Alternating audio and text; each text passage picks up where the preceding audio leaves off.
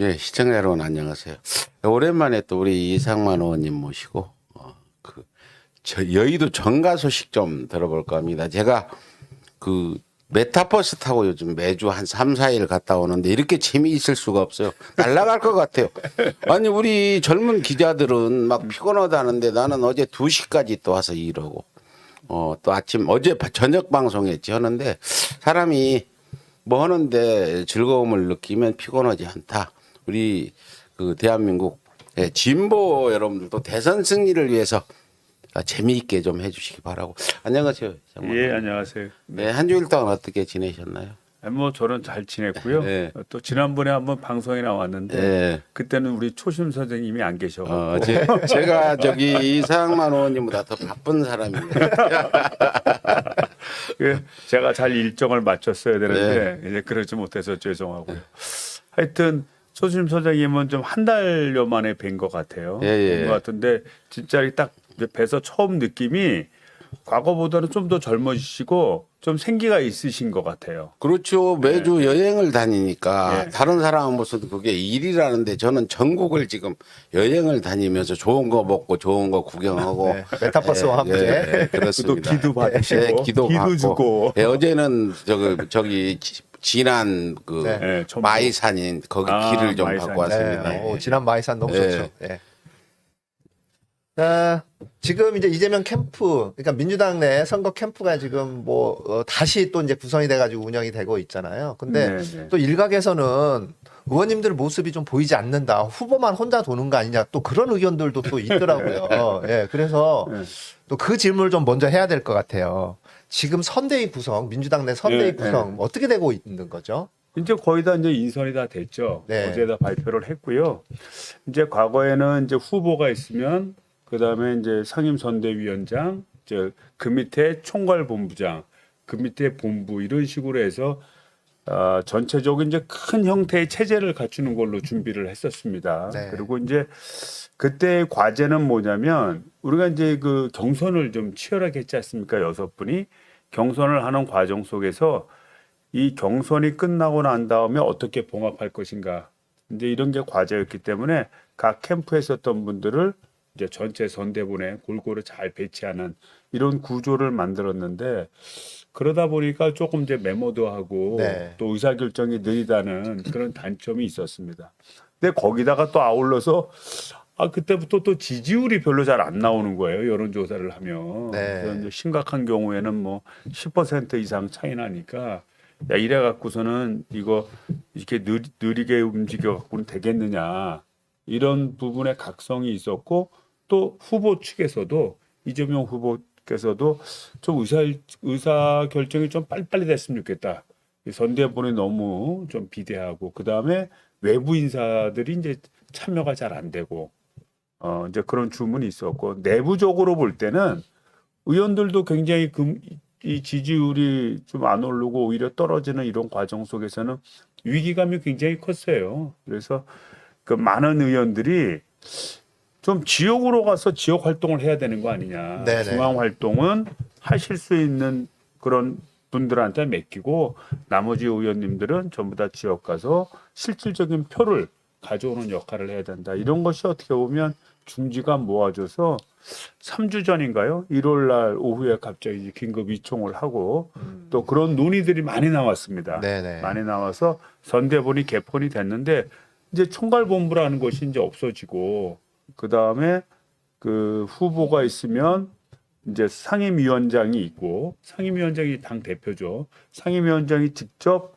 본부를 총괄하는 체제로 그 다음에 그 각 본부나 역할을 맡는 분들은 이제 초재선 중심으로 관록보다는 네네. 열심히 일할 수 있는 그 체제 중심으로 짰다 이렇게 볼 수 있습니다. 의원님 같은 경우에 이제 저하고 이제 같은 지역구니까 의원님 네. 지역구에 제가 살고 있는 거죠. 같은 네, 지역구가 네, 아니라. 네. 당원 교육도 이제 실시하고 뭐 하는 것들이 있더라고요. 이제 예. 근데 이제 다른 지역 같은 경우에도 그런 어떤 활발한 활동들이 좀 있나요? 국회의원님들께서. 뭐 다른 데서도 다 하고 있죠. 네. 하고 있고 저는 이제 지난주 화요일인가 했습니다. 네. 화요일인가 했고 아무래도 이제 코로나 때문에 인원 제한이 있어서 법적 인원 제한이 가능한 이제 최대 인원수를 이제 저희들이 저는 이제 그렇게 했어요. 이렇게 뭐 와달라 이렇게 하기보다는 공지를 띄웠습니다. 오시는 분 선착순으로 받겠습니다. 그래서 오시는 분을 선착순으로 해서 한 40분 정도 모셔갖고 저희가 당원 교육을 하고 또 그거를 중계도 하고 뭐 그렇게 했습니다. 그래서 반응은 되게 좋았고요. 네, 저뿐만 아니라 아마 각 의원님들이 다 지역별로 하고 계신 걸로 알고 있습니다. 근데 그 선대위 구성에서 영입인사가 뭐 민주당도 그렇고 국민의힘도 그렇고 논란이 많이 일고 있죠. 영입 1호가 지금 사퇴하고 네. 또 국민의힘에는 한못이라는 분 무슨 독재가 좋다 이런 사람 영입했다가 처리하고 그 이런 등등 하는데 제가 국민의힘 선대위 부분에 대해서 네. 그 선대위원들이 전부 검사 출신이다. 이 부분은 어떻게 우려가 되는데 그 대한민국 국민들이 그 부분에 대해서 어떤 부정적인 생각은 갖고 있지 않나요? 전부 검사들로 쫙 이렇게 지금 아니 제가 있는데. 실제 국회에 와 보니까 이 우리 국민의힘당의 어떤 국회의원들의 출신들을 이렇게 분석을 해보면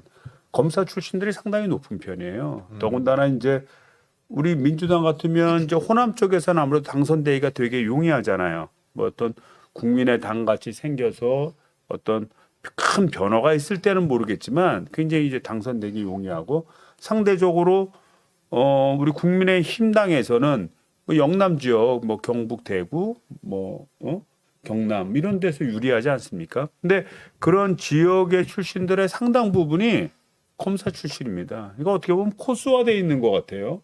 그래서 뭐 검사장 지내고 나서 뭐 청와대에 있으면 더 좋고 아니면 거기 있다가 바로 국민의힘당으로 가서 국회의원을 다는. 그래서 이제 제가 이렇게 보면 우리 이제 사직한 우리 곽상도 의원 같은 경우에도 한번 질의를 하는데 뭐 어떻게 저런 내용을 알까 하는 생각이 들 정도로 아주 세부적인 질의할 때가 좀 있었어요. 그래서 뭐 우리 문 대통령 뭐 사위 문제 뭐 그동안 과거의 이력부터 해서 뭐 어디 취직했고 뭘 했고 쭉 하는데 아니 저걸 어떻게 개인이 저런 걸 의원실에서 파악할 수 있을까 이런 생각을 좀 제가 개인적으로 했고요. 그 외에도 그런 문제를 다수 느꼈습니다. 그래서 이게 솔직히 말하면 우리 국힘당의 검사 출신 국회의원들하고 현 검찰하고 검찰 전체는 아니겠지만 검찰 일부하고는 최소한 서로 네트워크 관계가 있는 게 아닌가라는 의심을 해봤습니다. 그리고 이제 이런 것이 우리가 지난번에 지금도 계속 이제 수사 논란 과정에 있지만 뭐 손준성 검사라든지 이 고발 사주 의혹 그와 연관되는 거 아니겠어요?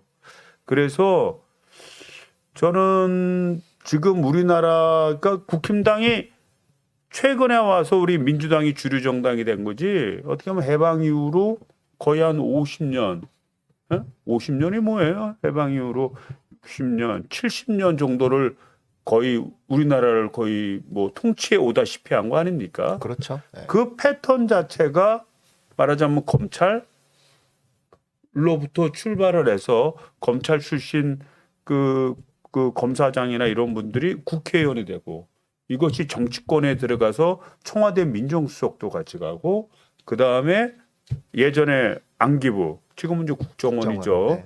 뭐 이런 데 감사원이라든지 이런 권력기관 또 행정자 과거 내무부 이런 데 파견이 돼서 이 정보를 종합적으로 취득하고 국민을 위한 정치를 했다기보다는 자기들의 기득권을 유지하기 위한 통치를 위한 정치를 하지 않았나. 그 수단으로 이 검찰 또는 법 이런 것을 활용하지 않았나 이렇게 생각이 돼요. 예, 지금 보면은 검찰과 어떤 정의를 추구하는 국민 간의 싸움 같기도 한데 검찰 아까 커넥션 말씀하셨는데 저 같은 하찮은 사람 재판에도 국민의힘과 검찰이 서로 통하는 게 있지 않나 이런 생각이 들 정도로 재판이 불리하게 가는 경우가 있어요. 심지어 제가 그 친일 매국노라고 불리는 주옥순이나 유석춘이 이 의원이 그걸 갖다가 국민의힘에서 직접 대리 고발을 하는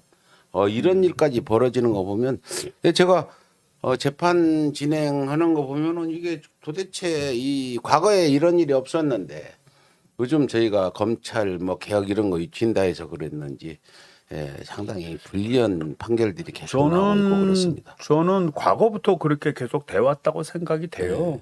왜냐하면 이제 제가 이제 우리 서울의 소리에 와서 항상 얘기했던 것 중에 하나가 그 절대 권력은 절대 부패한다는 액팅경에 그 얘기는 뭐 어디나 저는 다 통용이 된다고 보는데 우리나라는 뭐 기소 독점주의를 하고 있지 않습니까? 헌법에 기소를 독점을 해서 검사만이 기소할 수 있고 또 법관만이 판결할 수 있도록 헌법에 독점권을 준 거예요.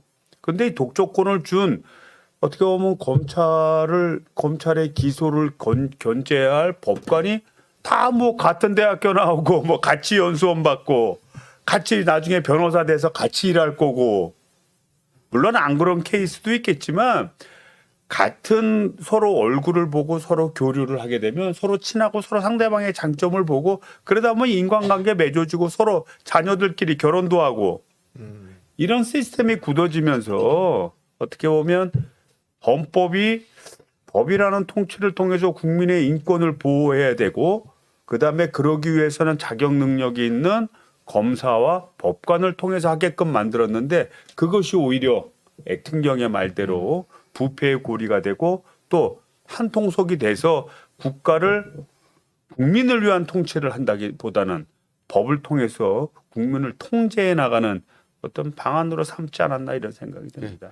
뭐 그 얘기는 또 이후에 국힘당과 윤석열 후보 얘기는 하고 메타버스가 지금 4주째 이렇게 왔는데 지지난주 그 충청도 경상도 쪽 갔다 온 메타버스 효과가 상당히 좋았다 이렇게 생각이 들고 그 후에 지지율도 좀 오르고 그랬거든요. 특히 충청도 쪽의 논산이나 청주 쪽에 반응이 전라도 쪽 못지않은 대단한 그런 반응이 있었는데 이 메타버스 효과에 대해서는 어떻게 상당히 좋은 것 같은데 어떻게 보시는가요? 저는 우리 이재명 후보는 대중을 만나면 저는 표가 된다고 봐요.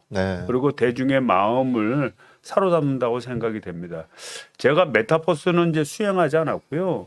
제가 이제 수행을 했던 거는 그 우리 대구에 그 좀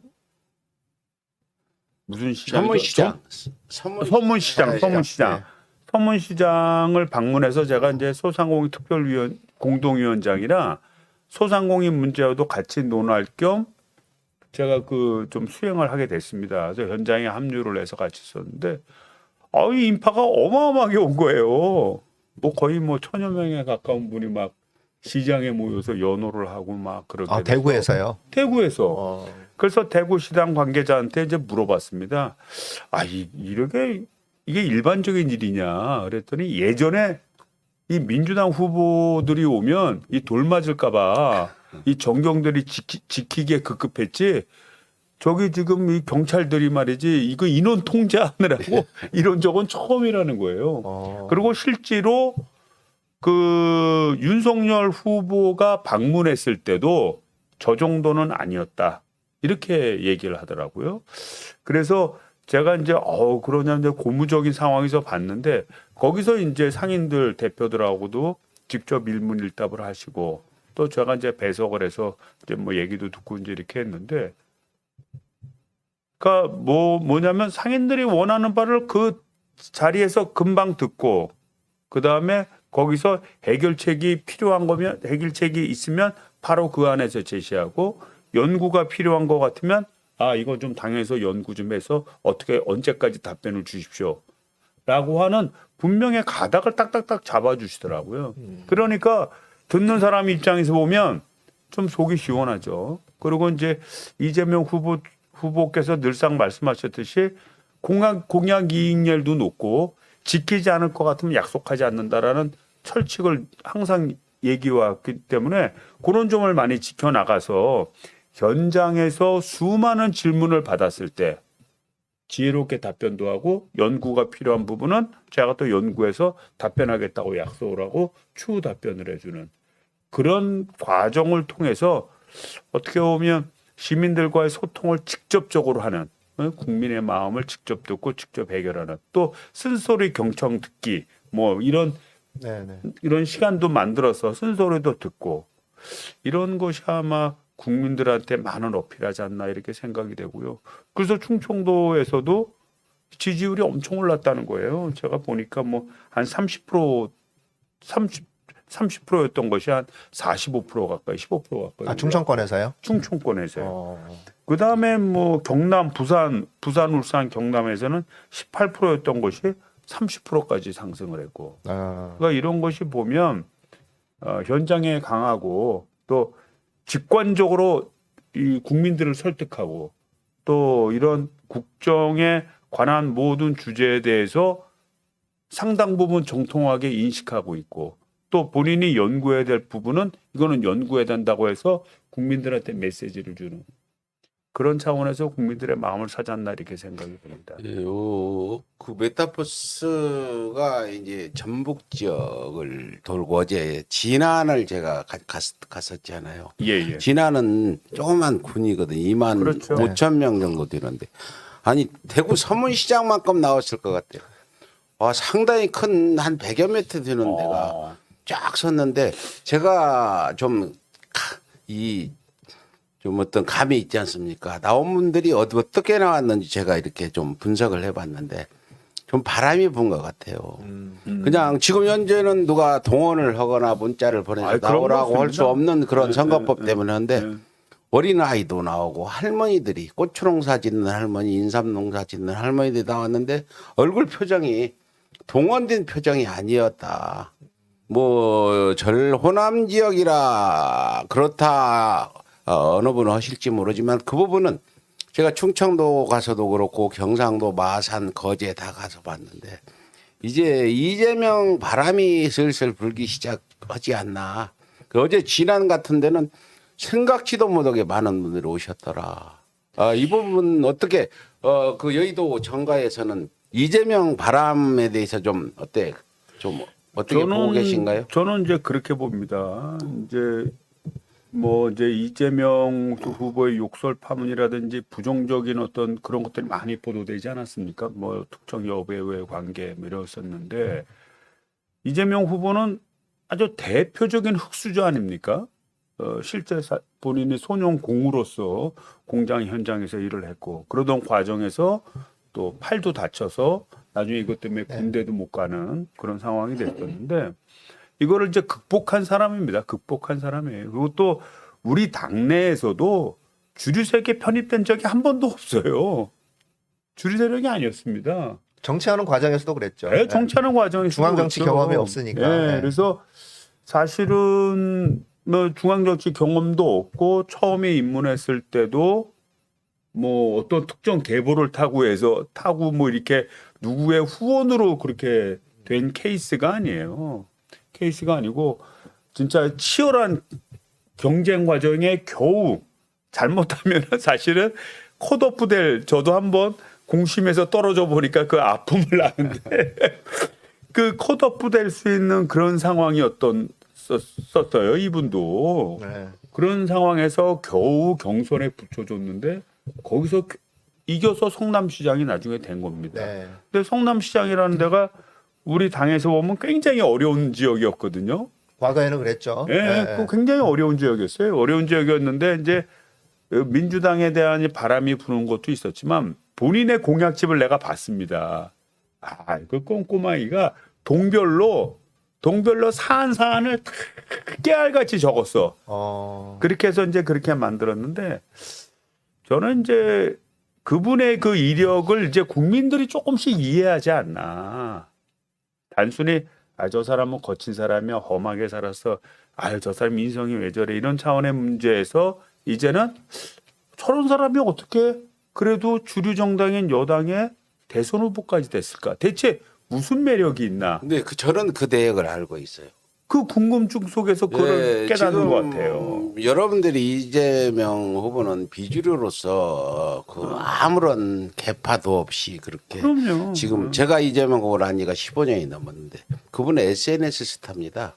SNS 스타죠. 유튜브가 활성화돼서 BTS가 처음에 그 음반을 유튜브에 올리면서 지금 세계적인 스타가 됐는데 제가 아는 이재명 후보는 2008년 아고라 활성화됐을 때 매일 아고라에 글 쓰고 그리고 SNS에 지금 전화번호도 변호사 때 전화번호를 안 바꿔요. 그대로 지금 네. 그러면서 제가 만일 전화를 하거나 문자를 보내면 어김없이 오고 저기 그뿐 아니라 SNS를 통한 페이스북이나 트위터에 어떤 메시지를 전하면 답신을 할 정도로. 네. 네, 그래서 그분은 SNS 스타다. 뭐 이 후보나 주변 분들이 그 부분에 긍정적으로 뭐 평가를 하실지 모르지만 SNS가 없었으면 BTS가 유튜브 없었으면 세계 스타가 안 됐듯이 저는 SNS 스타다 하는데 그 외에는 다른 설명을 게 없죠. 네, 그래서 제가 볼 때는 기존 정치라는 게 이제 여의도 정치라는 것이 어떻게 보면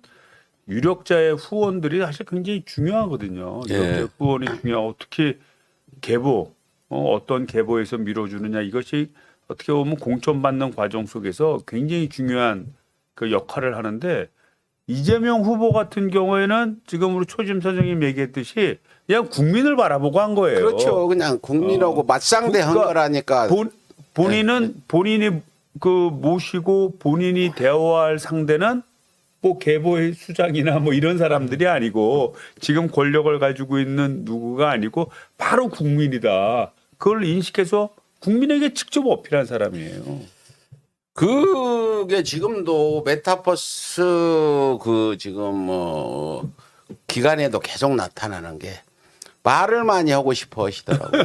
예를 들어 여기서는 즉석 연설이 없을 자리인데도 갑자기 즉석 연설을 하는데 이게 또 뭐 한 5분하고 짧은 게 아니라 한 15분, 10분씩 하는데 이 부분도 그 이재명 후보는 국민과 직접 대화를 하고 싶은 그런 욕구가 강하죠. 엄청 강하다. 그리고 이재명 후보가 누가 사진을 찍자, 인증샷 찍자, 사인을 해달라. 특별한 경우가 없으면 다 해주고. 거절을 안 하죠. 네, 그래서 체력도 있어서 그렇겠지만 뭐 나이 드신 후보는 못 오겠지만 누가 그런 어떤 국민들과 만나는 걸 즐기시는 분 같아요. 그렇죠. 예, 예. 그러니까 국민들과 소통하는 것을 진짜 좋아하고 네. 그런 과정 속에서 정치인으로서의 그런 만족감을 느끼는 그런 스타일인 것 같습니다. 예, 예. 그래서 저는 그렇게 봐요. 저는 이재명 후보께서 이번 대선에 승리를 해서 진짜 뭐 국가의 지도자가 된다면 기존에 흘러왔던 어떻게 보면 유력자 중심으로 모아 짜여져서 그분들이 논의를 해서 국정을 운영하는 그런 틀의 시스템은 이제는 안 가지 않겠나 이런 생각이 들어요. 우리가 다 아시다시피 뭐 YS도 뭐 자동용 뭐 우동용 뭐 이런 거 있지 않았습니까? 좌용 뭐 우동용 뭐 그리고 뭐 DJ들은 뭐 4인방 있었고, 예? 그 다음에 뭐 저기 뭐 노무현 대통령께서도 뭐 안희정 뭐 이광재 안이 뭐 이렇게 쭉 이렇게 흘러나오는 어떤 뭐라자면 권력의 축들이 이렇게 있지 않았습니까? 제가 볼 때는 이재명 후보는 그렇게 할 것 같지 않아요. 제가 그렇게 할 것 같지 않고 국민과의 대담을 굉장히 많이 자주 하고 국민 앞에 직접 나서서 얘기를 할 그럴 가능성이 되게 높아요. 그다음에 실사구시라는 그런 철학을 많이 얘기를 했는데 뭐냐면 꽁 잡는 건 매가 잡는 거고, 내 멧돼지 잡는 거는 사냥개가 잡는 거지. 매 보고 멧돼지 잡으라고는 못 잡아요. 그렇지 않겠습니까? 그런 것처럼 국민과의 직접 대화를 하고 누구 특정 뭐 좌용 우동용 뭐 이런 식으로 특정인과의 어떤 그 관계십에서 리더십을 행하기보다는 실제 일할 사람을 그때 판단해서 임명해서 갈 가능성이 되게 높다 이렇게 보여지고 이번 선대본을 재구성하는 것도 그렇습니다. 재구성하는 것도 보다 직접적으로 일할 사람 위주로 빨리 단순화돼서 복잡하게 뭐 본부장이 여러 명 있는 게 아니라 딱 책임지는 체제로 그렇게 해서 제가 볼 때는 우리 국민들 입장에서 보면 역대 어느 대통령보다 국민들의 그 소수의 목소리를 내면 아마 응답하는 대통령이 되지 않을까 이런 생각이 듭니다. 근데 제가 궁금한 게 있는데 혹시 이런 예. 소문 들어보셨어요? 즉흥연설을 하거나 토론을 할 때 네. 보좌진들이 어떤 원고를 좀 써주고 미리 읽어보고 나오는 겁니까? 아니면 그냥 그 자리에서 그 발언이나 토론을 하는 겁니까? 원고 이제 없이 후보가. 정말 하시는 거예요? 아이 뭐 저는 그렇게 생각해도 돼요. 왜냐하면 이미 그건 성남시장 시절부터 이렇게 훈련이 돼 있는 거거든요. 직접 대화하고 직접 토론하고 하는 것이 훈련이 돼 있는데 그러다 보니까 이제 전체적인 골격 방향성에 대해서는 이제 고민을 하죠. 고민을 하지만 그것이 웬만큼 판이 딱 굳어지게 되면 그다음에 본인 능력으로 아마 말씀하시지 않나 이렇게 생각이 되고요. 실제 토론회가 이제 그 설명회 자기 연설에 나가서도 이 프롬프트 안 보고 이 방송 나가는데 프롬프트 안 보고 10분 동안 연설한다는 거 그거 쉬운 일이 아닙니다. 쉬운 일이 아닌데 그런 걸 하시는 걸 봐서는 아마 그런 원고 없이 하는 걸로 알고 있습니다. 근데 제가 모 야당 후보를 오랫동안 연구를 좀 했는데 그 후보는 한국말을 잘 못 알아들어서 옆에 분이 따라가서 질의가 들어오면 해석해주고 또 그분이 이 얘기한 걸 또 해석해서 전달해주고 이런 사람이 보셨습니까? 지금까지 어느 대통령 후보 중에? 그래서 뭐 80초 동안 아무 말 안 하지 아니 뭐 않고 아무 말 하는 것까지 좋은데 한국말을 못 알아들어서 그 이영희인가 뭐 어떤 여성 의원 하나가 옆에서 통역해 주는데 이게 과연 대한민국 국민들이 이거 보고 어떤 생각을 할지 모르겠는데 그런 그 의원 국회의원 중에서 그런 분이나 대통령 후보 중에서 대한민국에서 그런 사람이 있었습니까? 기억나세요? 저는 걱정이 앞서죠. 네, 걱정이 앞서고 뭐 우려되는 점이 뭐 한두 가지가 아닙니다. 그러니까 그분이 이제 하시는 말씀 중에 그 인사만 잘하면 다 된다 이렇게 얘기하지 않습니까? 그래서 통역사만 잘 듣면 된다. 네. 말을 못해도 못 그런데 알아들어도. 인사를 잘하려면 본인이 좀 잘 알아야 인사를 잘할 수 있습니다. 예, 예. 예? 본인이 잘 모르면 아니 이제 방송에서 이런 말을 써도 되는지는 모르겠는데 아니 똥인지 된장인지 구별할 수가 있어야 그거를 잘 선택을 할 거 아니에요. 제가 볼 때는 그런 기본적인 지식과 이해가 없는 상태에서 인사를 잘한다? 저는 그건 넌센스라고 봅니다. 그리고 오히려 둘 중에 하나가 될 거예요.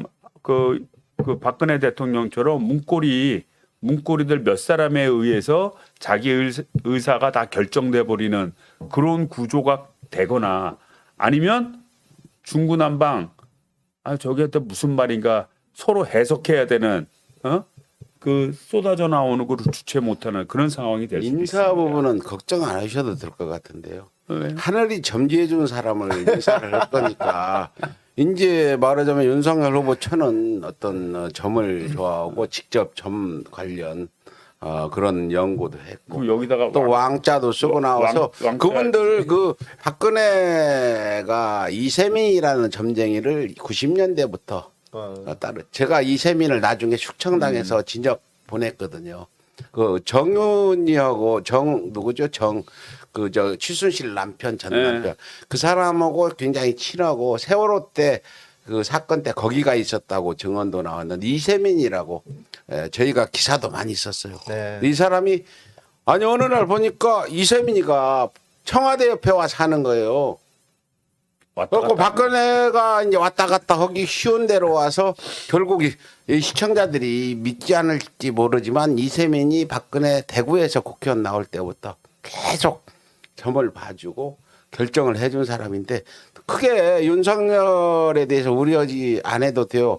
그 유능한 그런 점쟁이들이 뒤에 쫙 배치돼 있기 때문에 굉장히 나라 운영이 잘 될 거라는 생각이 들기도 하는데 하늘에서 점지해준 인사들, 점쟁이들이 꼭꼭 찍어준 사람만 임명을 할 것 같은데 어때요?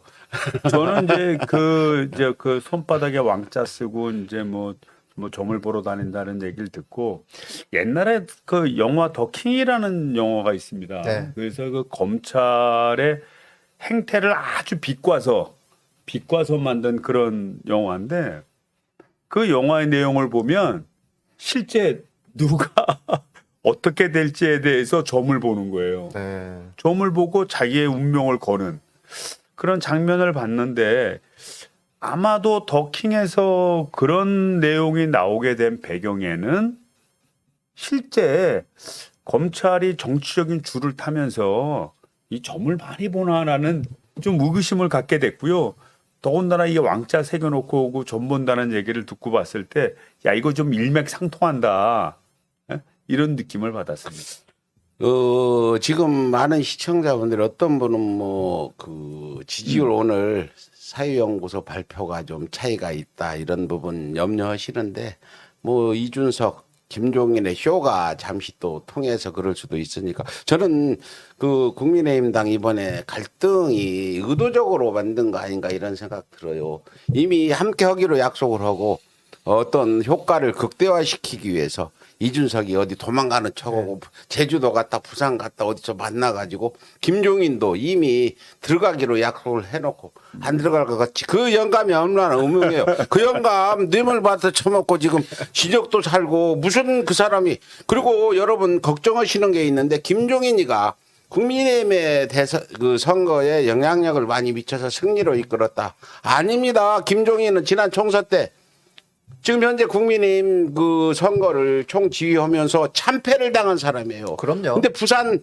대구, 부산, 서울 그 두 군데 그 보궐선거 승리했다 해서 김종인을 높이 평가하는데 그때는 아니 그 김종인 영감 쥐구멍에 머리라도 박고 들어갔어야지 그 참패를 하고도 뭐 자기가 무슨 정치에서 대단한 영향력을 발휘하는 것 같이 그럼 사람들을 믿게 만드는 것도 언론의 문제라는데 그 부분에 좀 명확한 분석 좀 해주세요.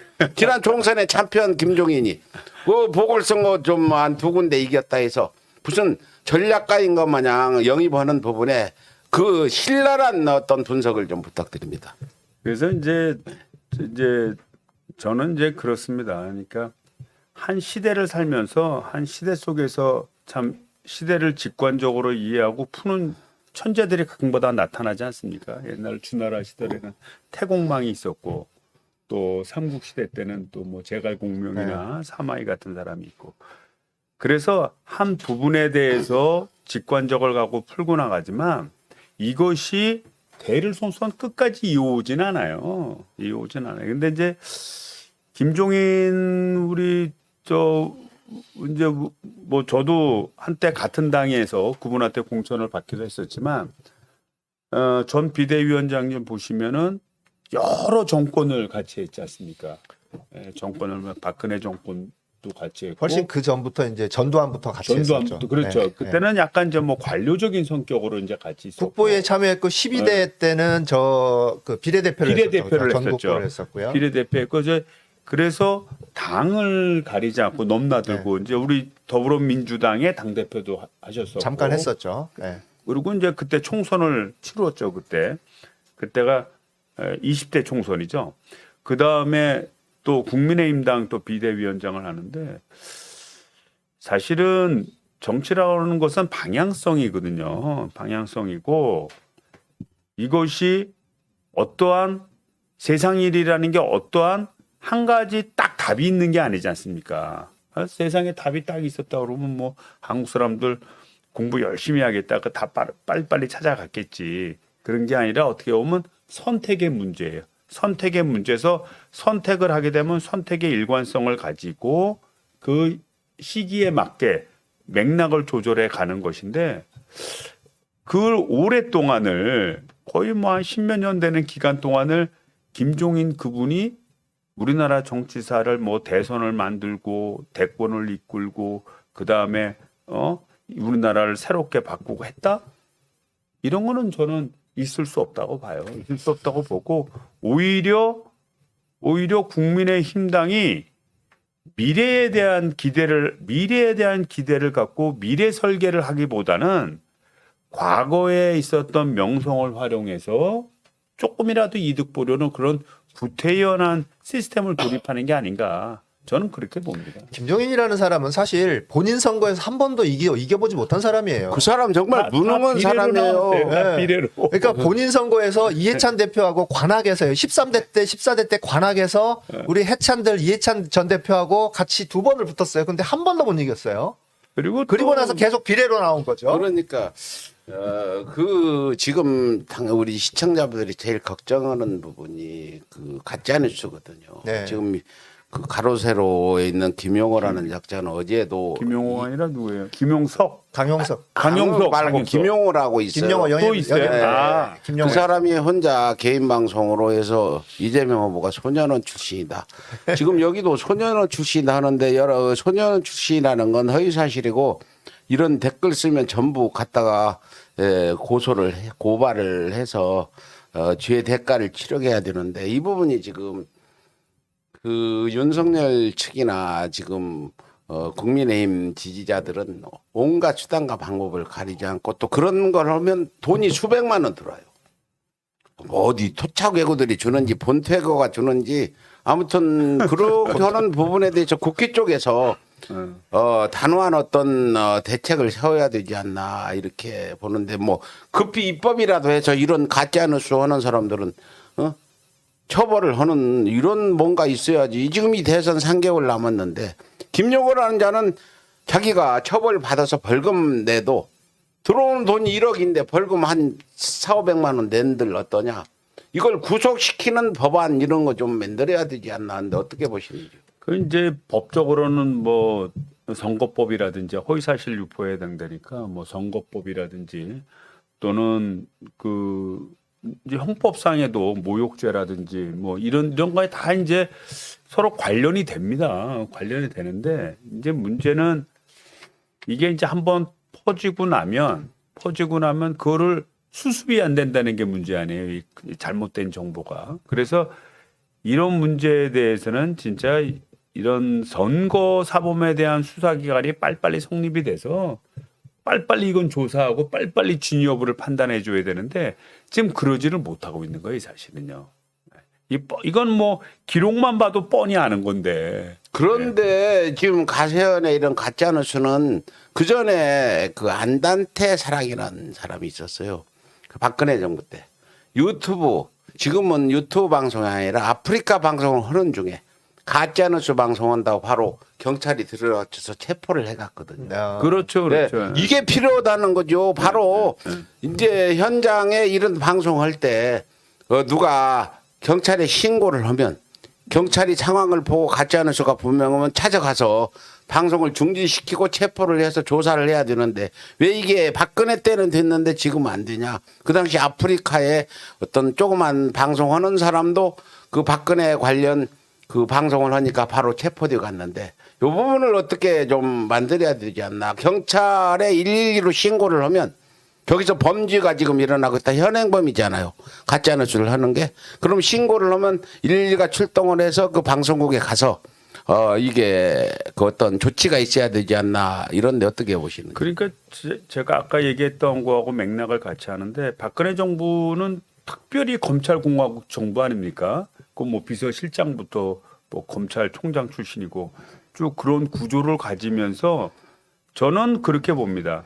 이미 그 청와대 측이나 이런 측에서 판단을 해서 조치를 취하도록 강하게 푸시를 해서 아마 그런 그 경찰이 이제 급습하는 그런 사건이 벌어졌을 것 같고 지금에 와서 청와대는 사실은 딱 이 문제에 대해서는 개별 사건 하나 갖고 청와대가 뭐 이래라 저래라 하진 않습니다. 사실은 각 기관이 알아서 하는데 경찰일 같은 경우에는 이게 선거와 관련돼서 이루어지는 거니까 괜히 잘못해서 이 선거에 휘말릴까 봐 내가 볼 때는 이 경찰이 지금 제 기능을 못 하고 있는 거거든요. 아니죠. 그게 지금 현장에서 절도가 생겼다. 그럼 112 신고하면 출동하지 않아요. 아니 그러니까 이걸 좀 이상만 의원님이 만들어야죠. 국회에서 만들어서 해야지. 누구 탓하지 말고. 아니까 지금 제가 요구하는 거는 경찰청장한테 전화를 해서 이런 사건 신고가 들어오면 112를 바로 출동시켜서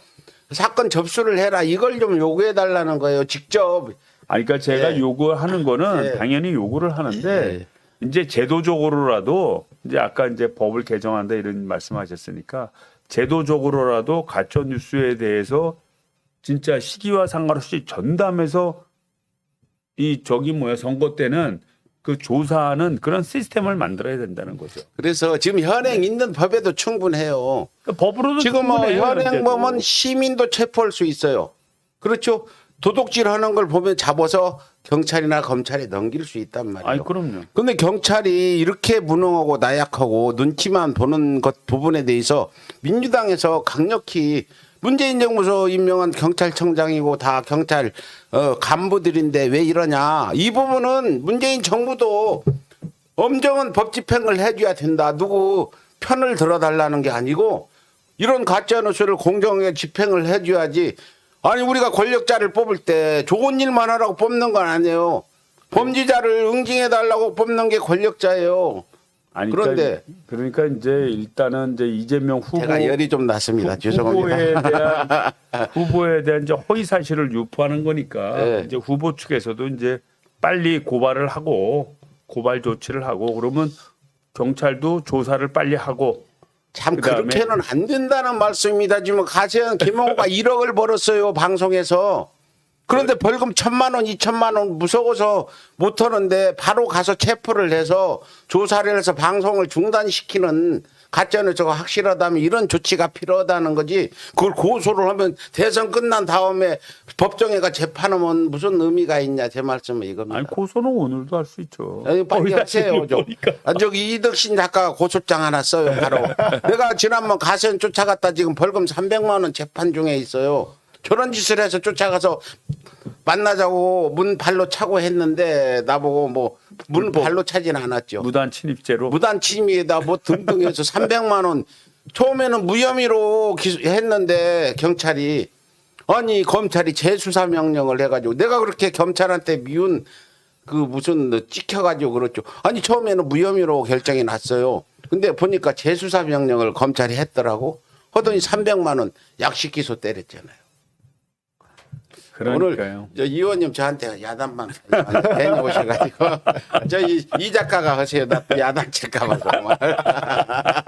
아닌데 진짜 그 초심님 말씀대로 막 열불이 나요. 이게 사실은 뭐 거짓말이 난무하고 말이죠. 또 우리 저 조동현 네. 전 상임 대표시다 네. 사의하셨던 네. 조동현 씨 같으면은 이 개인의 그분이 무슨 선출직으로 나온 것도 아니잖아요. 그럼요. 본인이 검증의 대상도 아니고 어떻게 보면 선거 도와주겠다고 자기 양심을 갖고 온 사람인데 이게 참 있을 수 없는 그 개인의 사생활을 파헤치고 그거를 폭로하는 거 그것도 가세연에서 한 거예요. 이런 죄들은 사실은 이 천인공노할 그럴 죄입니다. 그래서 그러니까 저기 이 지금- 의원님 가세연이 하는 짓이 천인 공로할 짓이 맞다고 지금 전 뭐 말씀하셨잖아요. 당연히 그렇게 그럼 제가 오늘 쫓아가서 가세연을 폭파시켜 버리든지 해야지. 천인 공로한 짓 하는 사람이 지금 오늘도 하고 내일도 하고 돈 벌고 있는데 이게 대한민국이 법이 있습니까? 청와대는 뭐 하는 거예요 지금 도대체? 이런 부분은 빨리빨리 청와대에서 법을 공정하게 집행을 하고 해줘야 맞는 거지. 의원 아니 도대체 거기 있는 민정수석이나 이런 수석들 도대체 뭐 하는 겁니까 당신들은? 거기서 저 대한민국 국민들이 내는 세금 가지고 월급 받으면서 도대체 지금 이런 어떤 천인공노할 짓이라고 이성만 의원이 말씀하셨는데 대한민국에서 천인공노할 짓이 벌어지고 있는데 나몰라라고 가세연은 그 아까 얘기했던 조 그분도 했지. 지금 이재명 후보가 소년원 출신이라고 해서 떼돈을 벌고 있지. 이게 지금 대한민국 어떻게 바로 서겠습니까? 그러니까 윤석열 같은 자가 대통령 후보가 되는 거 아닙니까 지금? 제가 오늘 이상하게 이상만 의원님한테 항의하는 게 아니고 제가 청와대에 항의하는 겁니다 지금. 우리 저한테 항의하셔도 상관없어요. 우리가 좀 황보승 의원 그 관련돼서 방송을 했었잖아요. 황보승 의원 같은 경우는 정치 권력과 경제 권력이 결탁을 해서 그게 불륜으로 나타나는 거거든요. 그리고 선출직 공무원이잖아요. 황보승 의원 같은 경우에. 이제 그 이후에 황보승 의원이 지금 윤석열 캠프에 들어가 있단 말이에요. 그런데 그 관련돼서는 한 번도 메이저 언론에서 방송을 안 해요. 근데 조동현 씨 같은 경우에는 선출직 공무원도 아니에요. 지금 누구의 선거를 당선되기 위해서 가서 도와주기 위해서 갔는데 온갖 그 사생활을 가지고서 다 털어버리는 거죠. 말도 안 되는 걸로. 그 조동현 그 선대위원장 인선에 관해서 이제 한번 내부적인 회의가 있었는데요. 저는 이제 그분이 여성으로서 육사를 들어갔으니까 네. 소수자 아닙니까? 굉장히 소수자죠. 네. 소수자. 거기서 나름 또 경력을 충분히 쌓아서 열심히 또 일을 했고요. 또 해외 파견도 또 나갔다 왔었고.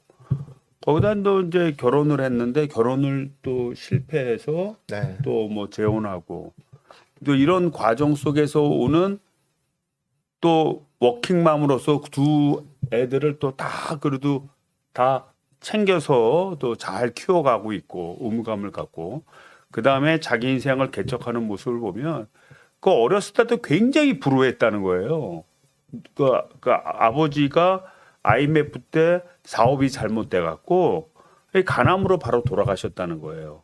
그래서 그 조동현 씨가 동생 하나 데리고 고등학교를 못 갈 형편에 있었는데 선생님들이 돈을 모아서 고등학교를 보내줬다는 거예요. 근데 거기서 공부해서 뭐 한국의 뭐 유수 대학이란 대학을 다 갈 수 있었지만 돈을 벌어야 되기 때문에 육사를 갔다는 거예요. 육사는 이제 먹을 거 다 먹여주고 월급도 주고 월급도 하잖아요. 주니까 그래서 그 돈으로 동생 용돈도 주고 그러니까 뭐냐면 그 조동현 씨 같은 경우에는 완전 흑수저 어려움을 겪은 흑수저에다가 또 육사나의 소위 소수자에다가 또 가정이 한번 깨짐으로써 오는 또 그 오는 소수자예요. 네. 그러면서도 자기 자녀들 다 양육하고 자기 인생을 개척하는 사람. 이거 자체가 아니 무슨 박사 따고 무슨 교수하고 무슨 고시 붙고 뭐 장차관하고 뭐 떼돈 본 사람들만 우리나라의 표상이 하여튼 뭐 아니지 않습니까? 조동현 교수님 네? 부분의 문제는 이게 사적인 이게- 개인적인 문제인데 그 제가 한 말씀 드릴 건 황보성이 의원이 간통을 했잖아요. 제가 그걸 계속 짚다가 지금 중지하고 있는 건 그 아들 딸이 있어요. 네, 자기 애들이 상처를 받을까봐 나 같은 하찮은 사람도 그 방송을 중단하고 있는데 그 가로세로에 강용석은 변호사도 하고 이런 그러니까 사람이 그런 짓을 어떻게 하냐. 내가 지금 황보성이 강하게 칠 수도 있어요. 자료 있고. 않는 이유는 그 아버지 입장이 굉장히 곤란하고 아들들이 상처를 많이 아이, 받는다는 그럼요. 생각을 듣고 지금 못 오고 있는데 황보성 의원은 이 얘기 들으면 빨리 사표 내고 애들 상처받지 않게 하세요. 조동현 교수 사표 냈듯이 당신 사표 안 내고 계속 윤석열 캠프 가서 활동하면 더 지금 2탄 3탄 나갈 거니까 그럼 당신이 상처받는 것보다 당신 아들 생각하고 딸 생각해서 의원 활동 그만하고 윤석열 캠프가 활동하지 마세요. 한 번만 윤석열 그 어떤 지원 유세에 나타나면 2탄 3탄 바로 들어갑니다. 여기서 경고합니다. 당신 아들 딸을 위해서 내가 참고 있다. 여기서 말씀드리는 거예요. 예, 계속하세요. 제가 끼어들어. 내가 저는 이렇게 그러니까. 인간적인 사람이에요. 저는. 그러니까 여기 뭐야. 그래서 참 이걸 객관적으로 인식하고 합리적으로 이제 봐야 되는데 참 우리 사회에서 제2, 제3, 제4의 조동현 같은 분들이 어려움을 갖고 있었지만 그 소수자의 가진 어려움을 극복해내는 것 이것이 어떻게 보면 이재명 후보가 그 소수자 어려울 때 불우한하게 자라고 소수자로서 살고 정치도 소수자로서 했지만 주권자인 국민과 직접 소통을 해서 지금의 후보가 된 것처럼 저는 참 좋은 사람이라고 저는 개인적으로 생각을 했어요. 저는 예? 뭐 나중에 불륜 뭐 이런 얘기는 건 별개로 하고 그래서 참 가슴 아프다 이런 생각이 되는데 그런 것을 여과 없이 마음대로 하는 것 그런 인격 모독하고 그런 진짜 상종하지 못할 예? 그런 행위를 하는 그런 집단들이 우리 사회에서 뻗어시 존재하고 제가 서문 제가 이제 갔어요. 대구 서문. 야, 제가 깜짝 놀란 게 뭐냐면 그 저쪽 유튜브 뭐 누군 것 같아. 여기서 후보가 나타니까 이재명하고 연호할 거 아니에요. 에? 이재명 하니까 그 유튜버라는 사람이 큰 소리로 개 XX 이재명 그러면 개 XX. 그래서 경찰들이 가만히 있어요. 그래서 내가 좀 한마디 해서 경찰 보고 아니 저거 내버려 두면 잘못하면 싸움 나지 않냐. 어? 경찰에게. 예. 네, 이거 잘못하면 싸움 나지 않냐.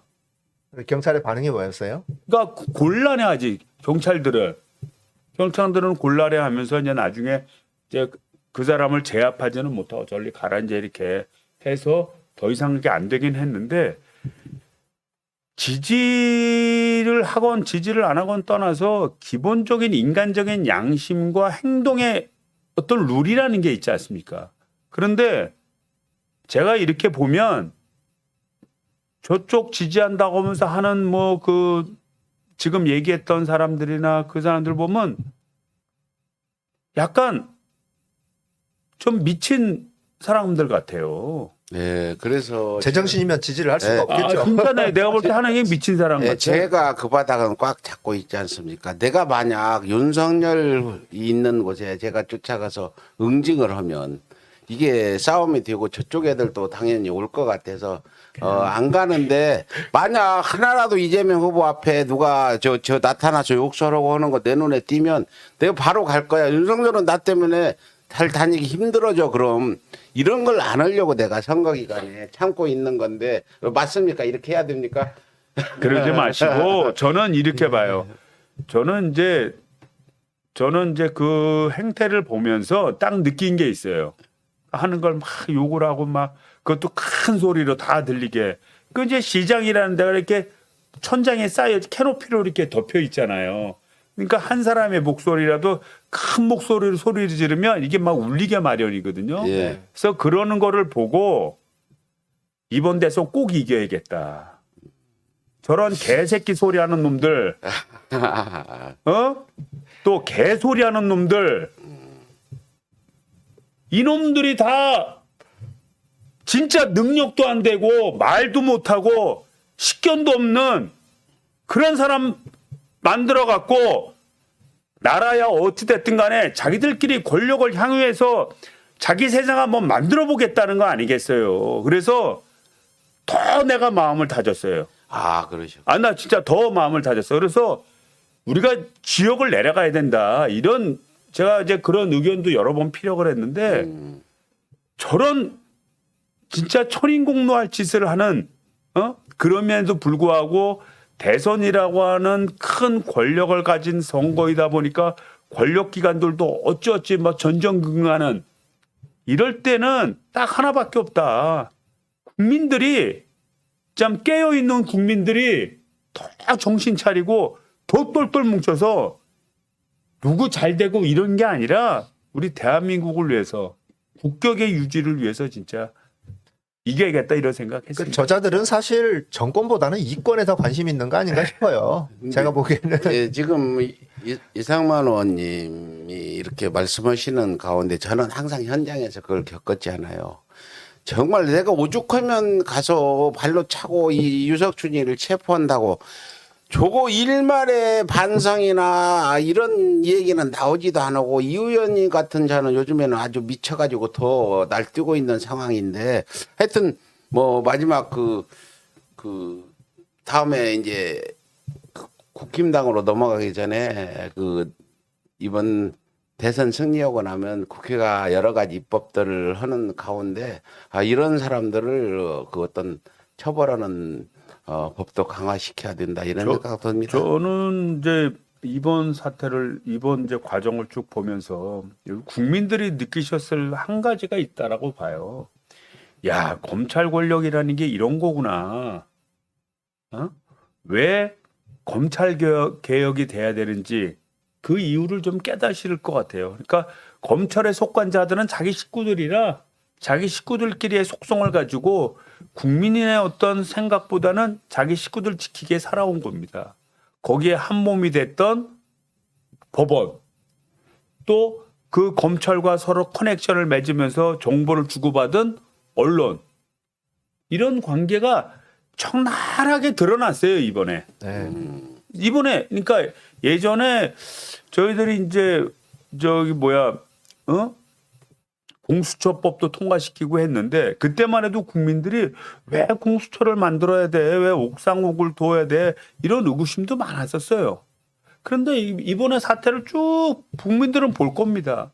일반 사람들 뭐 요만한 거 하나 잘못하면 바로 영장으로 해서 그냥 바로 잡아 놓고 그리고 조사하고 말이지 폭행하고 말이지 자기들끼리는 야 법을 지켜도 아주 진짜 선한 법을 만들어서 지키는 거예요. 오죽하면 법꾸라지라는 말이 나오겠습니까? 네.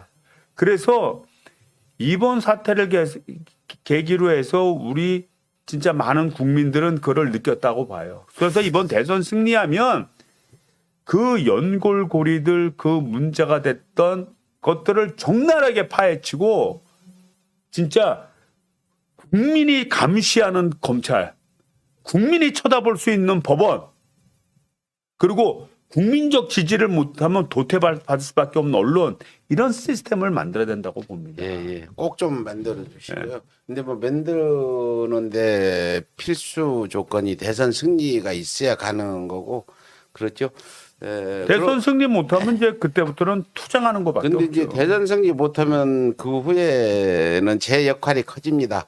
이명박 대통령 든뒤에 정치권 다들 손 놓고 있을 때 우리 시민들이 나서서 이명박 보고 싸웠지 않아요. 뭐 결국 저는 그런 상황이 다시 뭐 그럴 일은 없겠지만 만약에 그렇다면 그런 상황이 다시 올까 두렵기도 하고 그 윤석열 후보와 국민의힘당 얘기 좀 한번 해보는데 이번에 그 이준석 잠적 또 김종인 아내 뭐라고 나는 그 영감탱이 말하는 거 보면 제가 저 의원님 모셔놓고 이렇게 말이 좀 거칠어서 괜찮습니까? 아니, 저한테는 상관없어요. 시청자분한테. 우리 시청자분은 내가 원래 이런 인간인 줄 아니까 상관없습니다. 의원님만 이해하시면. 이 음용원 김종인 이 누이물이나 받아먹고 감옥이나 갔다 와서 그 자기 할아버지 김병로 초대 대법원장 얼굴에 먹칠을 하는 전두환부터 노태우 뭐 김영삼 뭐 어디 안 간 데 없어.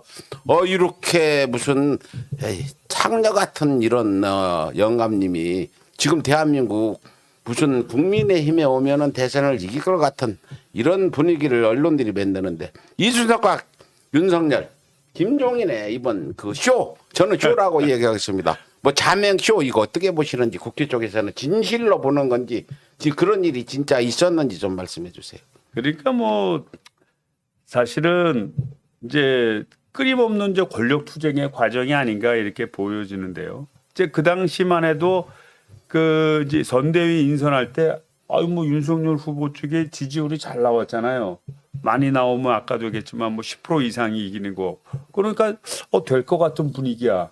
그러니까 그냥 서로 한 자리 차지하려고 이전 투구하는 과정이었다고 보여집니다. 근데 그건 우리 이재명 후보가 아주 정확하게 지적을 하셨더만요. 그 권력을 얻기 위해서 자기들끼리 머리 내미는 과정 속에서 서열이 막 정리되고 하는 상황인데 갑자기 여론조사 지지율 해보니까 막 비슷비슷해지고 따라 붙거든. 그러니까 위기감이 생기니까 다시 모이는 거예요.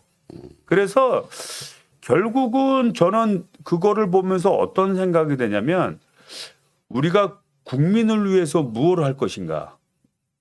과연 윤석열이라는 후보가 대통령이 된다고 한다면 어떻게 이 나라를 이끌 건가.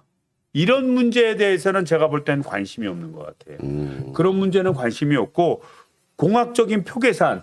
이 사람이 오면 누구 표 얼마나 얻을 수 있어. 이 사람이 오면 누구 표 얼마나 얻을 수 있어. 이 생각만을 하기 때문에 과거에 이미 퇴물이 된 정치인들을 죄다 끌어모으는 거예요. 하나 둘씩. 그런데 그 사람들은 권력욕을 가지고 있는 사람이다 보니까 될 것 같으면 되게 싸워. 그러니까 서로 삐져나갔다가 안 될 것 같으면 불안하니까 다시 뭉치는 겁니다. 그래서 저는 앞으로 이제 그 폭탄을 안고 계속 그 선대위는 갈 거라고 보여집니다. 예. 우리가 계속 이기는 상황으로 만약 전개되면 슬슬 꼬리 꽁무니 빼는 형세를 취하면서 빠져나갈 형세를 취할 것 같고, 만약 이길 것 같으면 자기네 이길 때 지지를 잘 나오면 그때부터는 아주 엄청나게 격하게 자기들끼리 싸울 거예요. 그래서 저는 오히려 선거 치르기 더 편해졌다고 봅니다. 아, 그래요? 네, 그래서 그 복잡하게 이게 상황이 복잡해졌지 않습니까? 복잡하게 하니까 복잡하게 앞으로는 어떻게 진행되느냐 한번 지켜보면 되죠, 뭐. 예, 그래서 그쪽 저는 지금 지난번에 막 분란이 있을 때 이 사람들이 대선보다는 다음 공천권 갖고 싸우는 거 아닌가 이런 생각도 좀 했어요.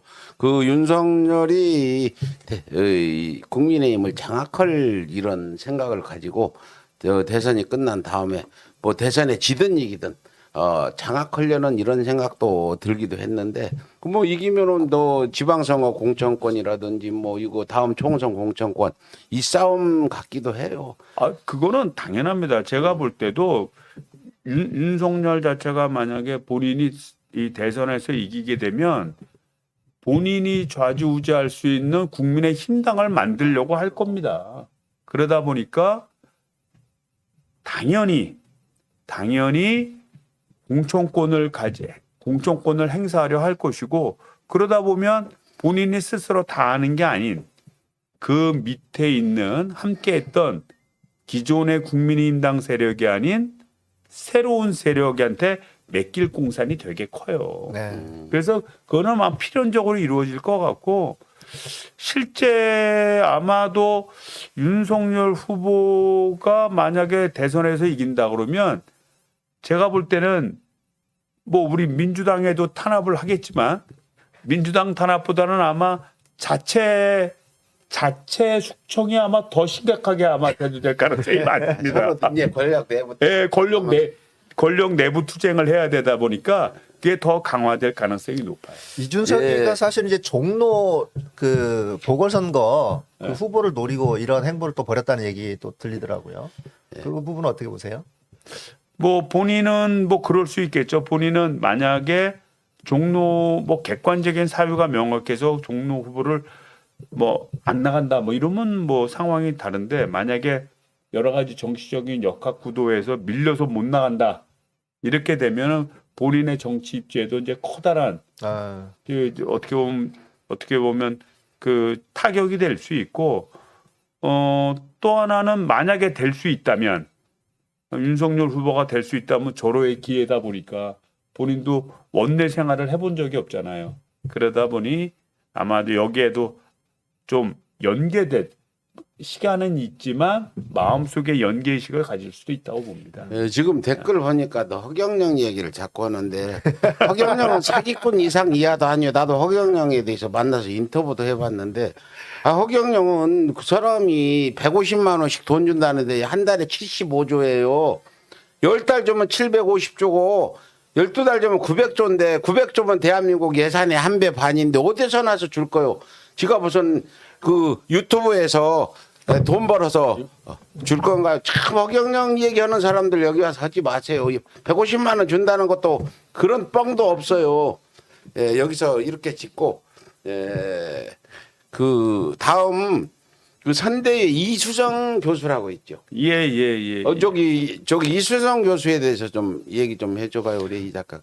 이수정 교수는 그 윤석열 친구의 부인으로 저는 그렇게 알고 있거든요. 그리고 이제 또 사위가 검사로서 또 일을 하고 있는 걸로 그렇게 알고 있어요. 그리고 뭐 범죄 프로파일러로서 굉장히 많은 활약을 하면서 뭐 사람들이 많은 박수를 쳤는데, 사실 이수정 교수는 굉장히 그 정치적으로는 극우적인 성향이 굉장히 강한 사람이더라고요. 그러니까 지금 선대위 합류를 했잖아요. 근데 이수정 교수는 어떤 역할을 할 거라고 보세요? 글쎄요. 뭐 아무래도 이제 지금 본인들 발표한 내용으로만 보면 윤석열 후보가 이제 여성한테 약하지 않습니까? 네. 특히 이제 20, 30대 여성한테 약하다 보니까 그 20, 40대 그 불우한 여성들을 어떻게 보면 많이 접근해 왔던 게 이수정 교수다 보니까 이를 통해서 20, 30대 여성들을 위한 뭐 범죄에 대한 그런 정책이라든지 범죄 예방을 위한 정책이라든지 또는 어떤 복지에 대한 정책이라든지 이런 걸 이끌어내기 위해서 이수정 교수를 이제 말하자면 선대위에 합류시켰다고 하는 것인데 뭐 그럴 수 있다고 봐요. 예, 저는 그럴 수 있다고 보고 다만 이제 이 문제를 그렇게 인식을 해야 될 건가 난 생각하는 게 우리 아까 그 조동현 우리 교수 얘기했듯이 자기의 삶이 그 철저히 그 안에서 체화되지 않으면 진짜 머릿속으로 생각하는 정책 갖고는 이 가슴에 체화된 정책을 따라갈 수는 없습니다. 예. 그래서 진짜 여성의 마음을 알고 싶으면 우리 여성들과 그런 삶 속에서 같이 했던 그런 부분을 했으면 더 어땠을까라는 생각이 들어요. 좀 아쉽다는 생각이 듭니다. 그 종부세 관련돼서 좀 질문을 좀 네. 드려볼게요. 윤석열은 계속해서 종부세를 재검토하겠다. 이제 역시 폐지한다는 폐지한다는 거 그런 얘기 나중에 하잖아요. 재산세하고 합류한다는 얘기. 예. 근데 우리 또 이재명 후보께서는 말씀하시는 게 또 이제 국토 보유세라는 것을 말씀을 하셨잖아요. 근데 이게 국토 보유세가 제가 알기로는 재산세와 종부세를 같이 합쳐서 국토 보유세를 이렇게 매기자라는 그런 얘기였는데 이걸 마치 또 다른 세금을 만들어서 뭐 매긴다. 뭐 이렇게 또 그건 아니고요. 언론에서 좀 왜곡해서 좀 보도를 한 부분도 있더라고요. 그 부분에 대해서 설명을 좀 해주시죠. 그 국토보유세는 이제 장기적으로 우리나라가 이제 추구해야 될 길입니다. 우리나라는 국토 면적이 좋고 사람들이 많다 보니까 이 토지는 이제 말하자면 독점성이 있는 재화 아닙니까? 네. 뭐 대체할 수 있는 재화가 없으니까는 독점성 있는 재화다 보니까 이런 그런 국토를 가졌을 때는 응당 그에 대응하는 세금을 내야 된다는 겁니다. 다만 그 세금은 특별히 관리를 해서 이거를 국민들의 소득에 맞춰서 골고루 하거나 또는 차등으로 하거나 나눠줘서 그만큼 전체 국민의 어떻게 보면 소득의 형평을 기하는 그런 재원으로 삼겠다는 뜻입니다. 네. 그래서 이것을 뭐 당장 시행한다기보다는 그런 사상적인 생각은 되게 좋다고 봐요. 그래서 좋다고 보고 지금 뭐 이런 특히 토지 같은 경우에는 이 주식도 마찬가지지만 이거 뭐 인류가 멸망할 때까지 이게 재산을 대대손손 유지하지 않습니까? 네. 그런 과정 속에서 엄청난 가격 폭등이나 이런 문제가 생기기 때문에 이 불로소 소득이 생기기 때문에 그걸 방지하기 위해서는 지금과 같이 이 국토를 가진 거에 대해서는 비싸든 싸든 일부분이라도 세금을 내는 시스템을 만들고 그 재원은 별도 관리해서 뭐 국민들에게 소득을 형평화시키는 재원으로 삼는다면은 저는 합리적인 대안이 아닌가 이렇게 생각이 듭니다. 뭐 종부세는 뭐 소수고 또 종부세를 거두면은 지방 교부세로 다 내려보낸다는 게 맞는가요? 지금 지방의 그 어떤 이제 그게 예. 어떤 거냐면 이런 겁니다. 원래 재산세는 토지와 관련된 세금은 그러니까 사람에 관련된 세금은 사람은 막 돌아다니잖아요. 돌아다니니까 뭐 서울, 경기, 인천에 한정되지가 않아요. 그러니까 대부분 국세입니다. 사람과 관련된 세금은. 반면에 부동산은 지역에 한정되잖아요. 아. 그리고 지역이 관리하잖아요. 네네. 그 사람들이 집을 지으니까 도로도 놓는 거고 공원도 만드는 거 아니겠어요? 그러니까 이 부동산과 관련된 세금은 상당 부분이 지방세입니다. 특히 재산세. 예? 재산과 관련된 재산세는 다 지방세인데 아니 문제는 이걸 따져보니까 강남 같은 데는 그 비싼 집, 비싼 땅이 엄청나게 많잖아요. 그러니까 세수가 어마무지하고 저기 뭐 경상도 청도나 뭐 전라도 화순 이런 데는 사람들이 안 살고 그러니까 재산세가 뭐 거의 없잖아요. 그거를 그대로 방치하게 되면 잘 사는 데만 더 잘 살게 되는 문제점이 생기니까 재산세는 재산세대로 지방세라 하더라도 종부세만큼은 재산세 성격이지만 정부가 걷어서 다시 지방한테 내려주는 거예요. 다만 전체적인 세수 현황을 봐서 지방에 더 많이 할당을 하는 겁니다. 그러니까 종부세를 걷어서 어머니 아버님이 사시는 열악한 재정에 지방으로 내보는 뭐 이 효자세네 그거. 아니 그거 걷어서 중앙 정부에 쓰는 게 아니고 지방에는 지금 재정 자력도가 20% 되는 데도 있고 그렇잖아요. 그럼요. 20% 거기 재정 내가 안 보내주면 부도난단 말이야. 그 돈 보내주는데 좀 내더라도 아깝지는 않겠는데 그 효자세인데.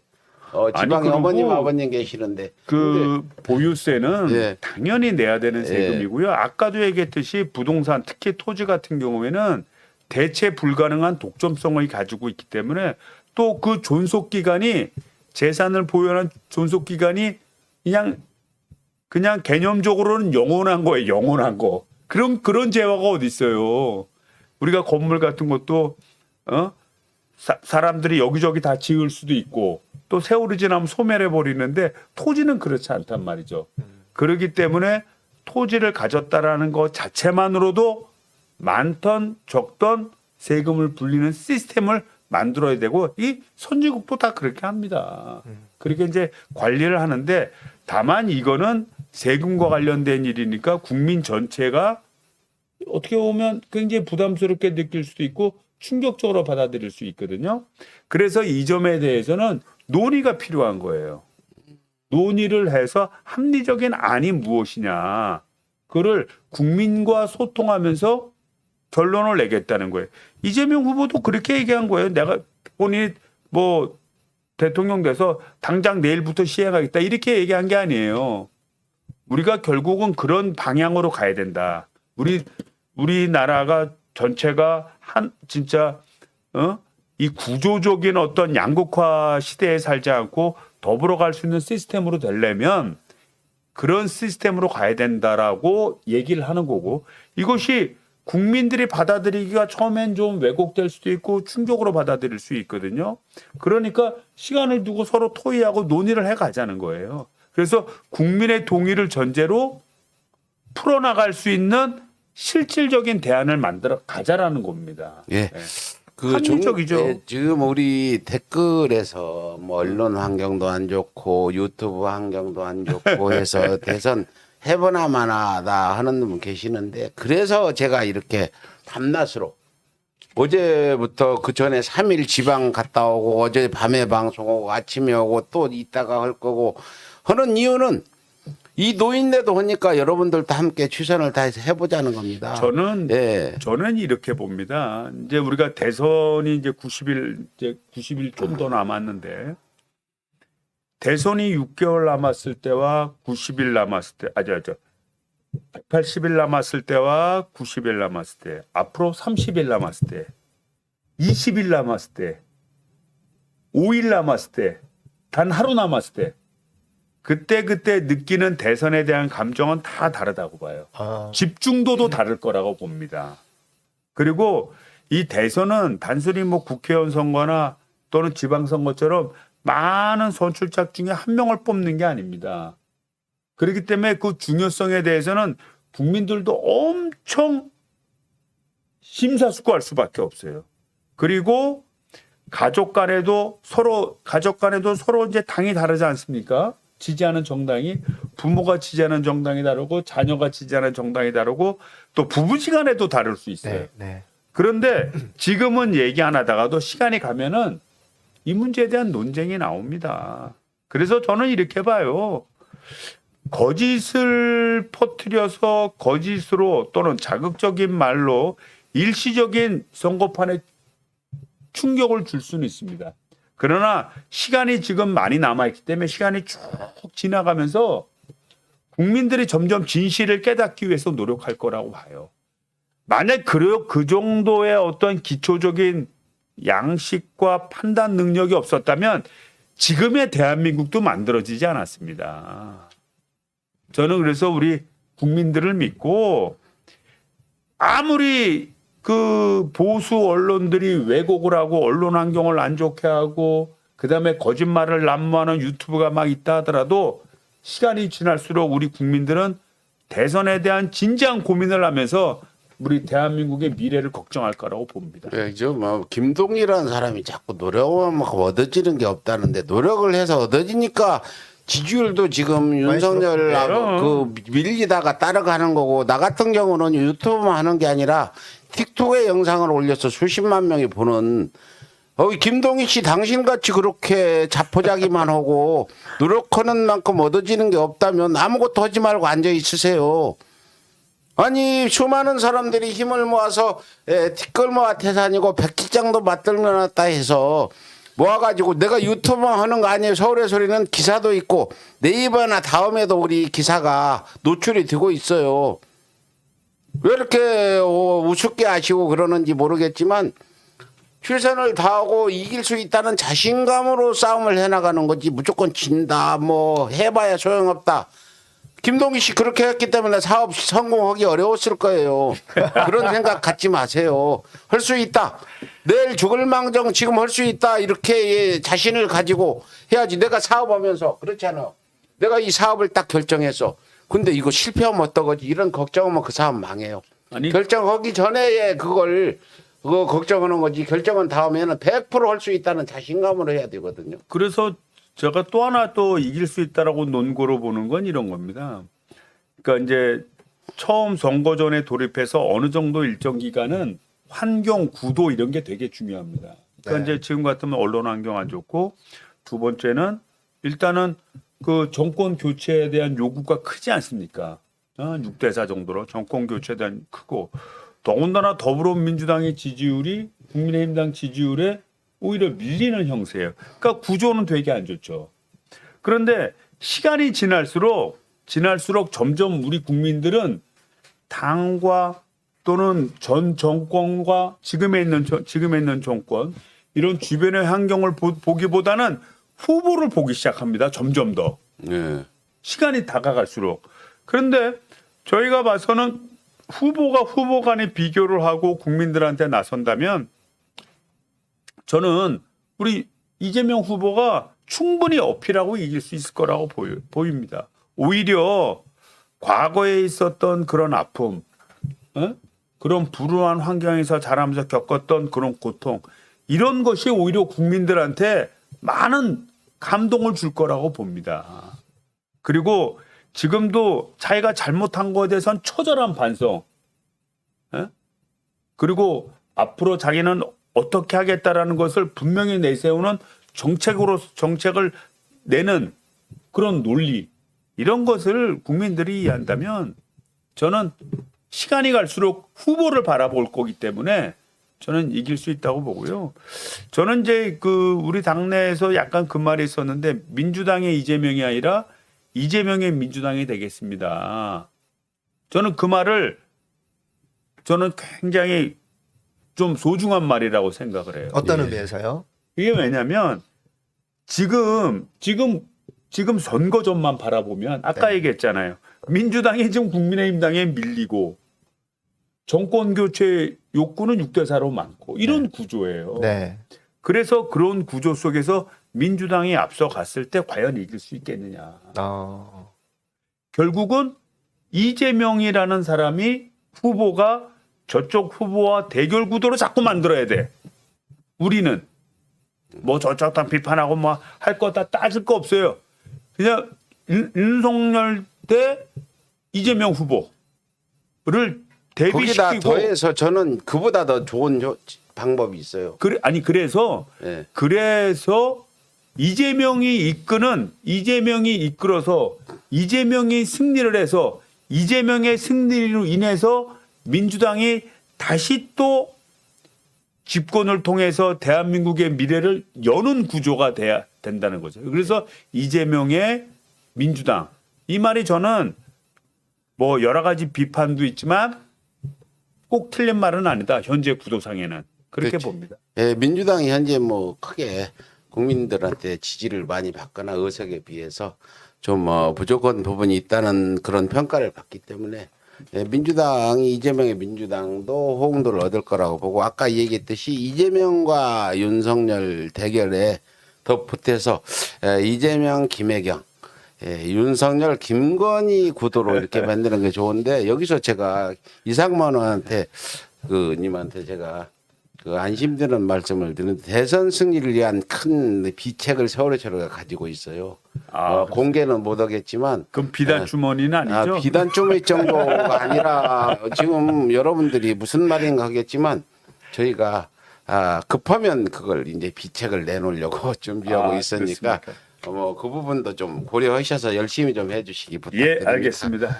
예, 그 윤석열 장모 양평 땅 때문에 그저께 김용미 의원이랑 거기 양평군청가 기자회견도 하고 했는데 그거 무슨 일이에요 그게?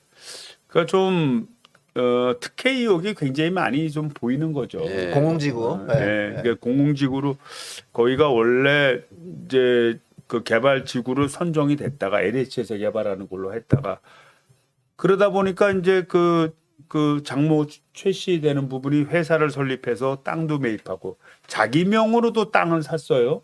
그런데 얼마 안 있다가 양평 군수의 반대로 인해서 그 지구 지정이 승인된 게 취소가 돼 버렸어요. 취소가 됐는데 이번에는 도시 개발 사업을 하겠다고 그 회사가 그러니까 그 장모 되시는 분이 설립한 회사에서 도시 개발 사업을 하겠다고 사업 승인 요청을 한 거예요. 근데 그게 승인이 돼 버렸어요.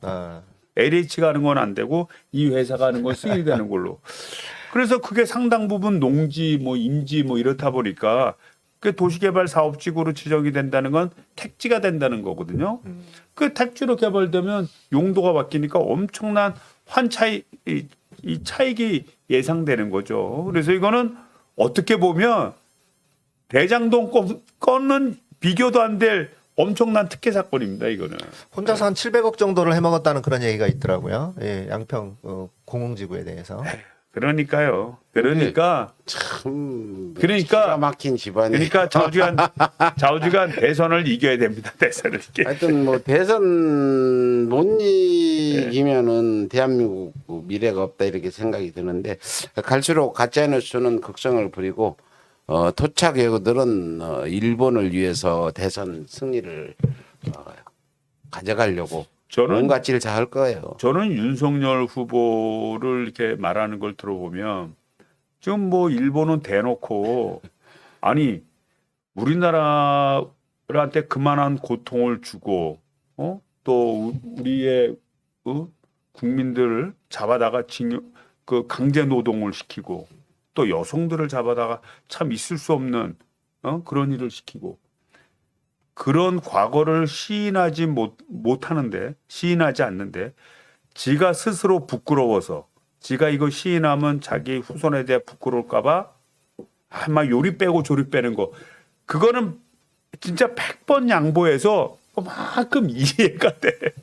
어떻게 보면 100번 양보해서 진짜 이해하면 안 되는데 진짜 저 입장을 보면 요리 빼고 조리 빼고 그런 게 이해가 되는데. 그럴 수 있다고 쳐요. 예. 근데 이건 한 발 더 나가서 우리의 국토인 독도를 자기네 땅이라고 하고 그거를 침범하겠다고 하는 그 적반하장을 이걸 어떻게 용서를 합니까 이거를.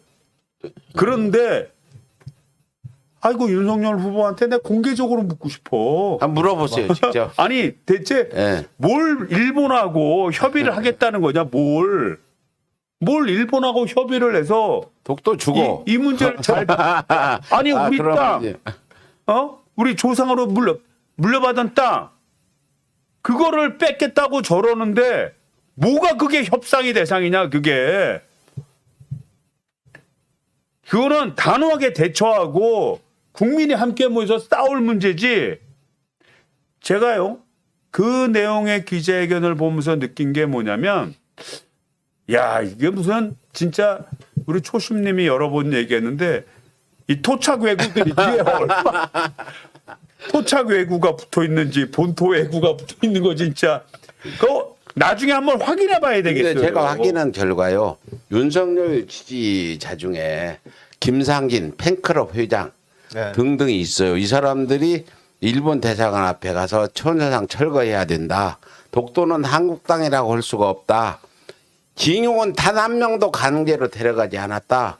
위안부는 자발적 매춘보다 주장하고 지금 거기서 토요 집회를 방해하는 사람이 윤석열 팬클럽 회장. 이거 국회 가서 좀 발언 좀 하세요. 윤석열 팬클럽 회장 김상진이가 누구냐 한번 짚어주세요. 그 사람이 검찰청 앞에 화환 갖다 놓고 윤석열을 띄워준 사람이 바로 그 사람이에요.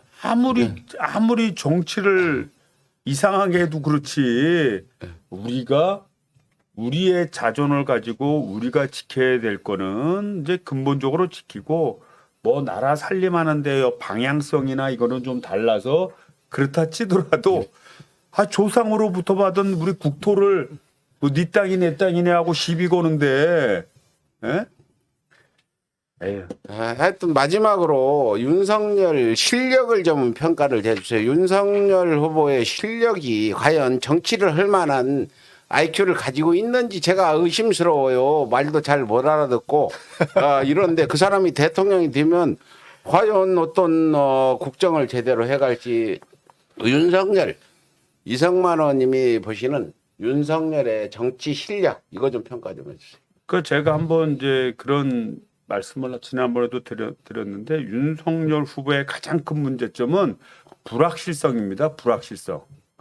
그러니까 이재명 후보 같은 경우에 물어보면 저 양반은 저렇게 답할 거야. 예측이 돼. 그래서 그 예측이 되면은 사람들이 대응을 합니다. 대응을 해서 가서 좀 미리 가서 후보님 이렇게 생각하시지만 이건 이치가 그렇게 해서 좀 이렇게 좀 바꿔보십시오. 뭐 이렇게 되는데 윤석열 후보는 그동안 발언했던 수많은 내용들을 보면 뭐 최저임금제 폐지해야 된다. 뭐 노동 120시간 시켜도 된다. 뭐 썩은 빵을 먹어도 된다. 뭐 이루 말할 수 없는 손에다 왕자 그리고 나온다. 이루 말할 수 없는 보통 사람이 생각하는 범위를 뛰어넘는 발언을 하거든요. 그게 예측이 안 되는 거예요. 그렇죠.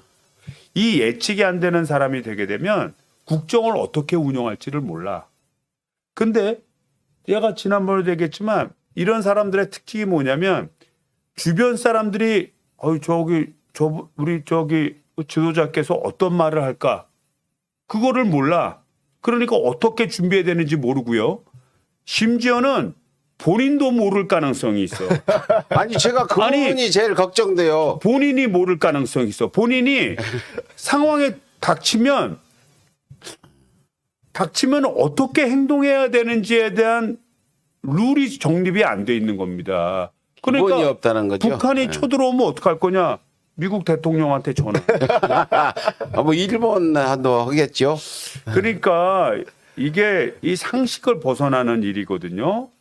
그래서 저는 진짜 우리가 대선에 지게 되면 참 우리는 대한민국 우리 후손들한테 큰 죄를 짓는 결과로 나타날 수도 있다. 더군다나 우리나라는 남북이 대치돼 있고 지금 얘기했던 일본이나 중국과도 뭐 분쟁의 요지를 갖고 있고 소지를 갖고 있고 거기다 국제적 정서에도 중국하고 미국하고 중국하고 엄청난 갈등 관계를 갖고 있고 이런 복잡한 구도 속에 있는데 여기서 지도자가 엉뚱한 생각을 하고 합리적인 토론을 못하고 지가 결정하는 것도 내가 왜 결정했지를 모르는 상황이 돼버린다면 잘못하면 우리나라 이상한 전쟁에 휘말릴 수도 있어요. 근데 제가 그 말씀 들으니까 정말 공포스러운 부분이 대한민국 지금 남북이 지금 전쟁 상태잖아요. 아직 정전도 안 되고 그렇죠. 이런 상황인데 윤석열이 술 한잔 먹고 마음에 안 들어서 북한 공격해버리면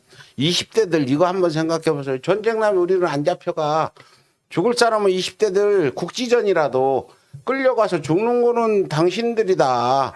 이 부분 문제가 얼마나 걱정이 되냐. 난 이런 생각까지 오죽하면 제가 이 말씀을 하겠습니까. 그러니까 이거 불확실성이 너무 크고 너무 불확실성이 크다. 너무 불확실성이 네. 크고 그다음에 그 불확실성의 결과는 결국 우리 대한민국의 파탄으로 이어올 가능성이 매우 큽니다. 그리고 그 불안해서 어떻게 살아 우리도. 그렇죠. 매 하루하루가 결정할 때마다 불안하면 그래서 하여튼 저는 이번 대선에 모든 걸 걸고 하여튼 열심히 뛰겠습니다. 우리 시청자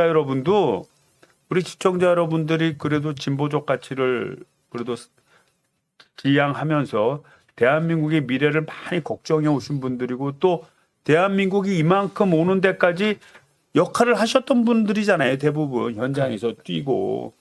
그래서 지금의 우리의 뭐 지지율을 가지고 뭐 이긴다 진다 평가하기에는 너무 이릅니다.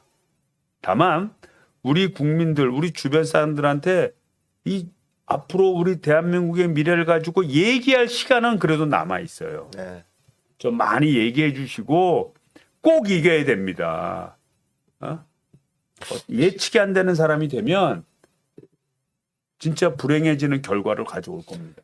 바보 대통령은 박근혜 한 명으로 충분합니다. 우리 윤석열까지 만들 수는 없어요. 이성만 의원님 말씀 들어보니까 이거 대선에 지면은 이 대한민국이 이 불확성 시대로 불확실성, 들어가서 뭐가 언제 터질지 모른다. 뭐 시각각 변화가 있다. 조속으로 정책이 변하고 이럴 수도 있겠다는 생각이 들고. 지금 이것도 그렇습니다. 이것도 지금 제가 볼 때는 어떻게 보여지냐면요. 지금 좌우지간 그 이준석 대표가 이제 좀 경상도로 들렸다가 이제 호남으로 갔고 그다음에 김종인 전 비대위원장도 나 안 해 그러고 이제 칩거한 상태에 있고 그래 만나러 갔다는 거 아니에요. 만나러 가니까 나는 뭐 이 역할을 해야 되고 김종인 대표도 총괄 선대위원장을 해야 되고 하니까 그 자리에서 전화했다는 거 아니에요. 총괄 선대위원장 맡아주십시오. 맡아주십시오. 그 자리에서. 그리고 이준석 대표가 원하는 대로 하겠다.